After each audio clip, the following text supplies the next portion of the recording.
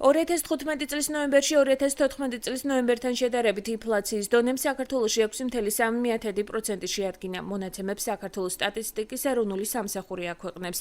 12-იან პერიოდში სურსათსა და უალკოჰოლო სასმელებზე ფასები გაიზარდა 5.2% და ჯგუფის წვლილმა წლიური ინფლაციის მთლიან მაჩვენებელში 1.58% პუნქტი შეადგინა. აღსანიშნავია ფასების მნიშვნელოვანი მატება ხილზე, ზეთზე, ყავაზე, ჩაისა და კაკაოზე. ფასები გაიზარდა 11.5%-ით ჯანმრთელობის დაცვის სფეროში. ფასები ძირითადად გაიზარდა სამედიცინო პროდუქციის, აპარატურისა და მოწყობილობების ქვეჯგუფზე, ავეჯი, საოჯახო ნივთები და მორთულობა, სახლის მოულა, შეკეთება. ჯგუფზე ფასები გაიზარდა 12.9%-ით. საცხოვრებელი სახლი, წყალი, ელექტროენერგია, აირი და სათბობის სხვა სახეები ჯგუფში დაფიქსირდა ფასების 9.2%-იანი ზრდა. ფასები მნიშვნელოვნად გაიზარდა ელექტროენერგიის, აირისა და სათბობის სხვა სახეების ქვეჯგუფზე.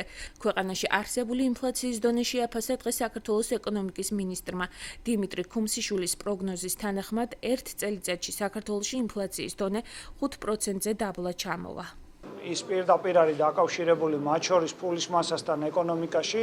ჩვენ როგორც ეკონომიკის სამინისტრო, ასევე ფინანსთა სამინისტრო და ეროვნული ბანკი მუდმივად მუშაობთ ამ მიმართულებით და ვიმედოვნებთ, რომ ერთი წლის ვადაში ინფლაციის მაჩვენებელი ჩამოვა ტარგეტირებულზე უფრო ქვევით, ტარგეტირებული მაჩვენებელი ეს არის 5% და ჩვენ ვიმედოვნებთ, რომ ანალოგიურ პერიოდში ერთი წლის მერე ჩვენ გვექნება 5%-ზე გაცილებით უფრო ნაკლები.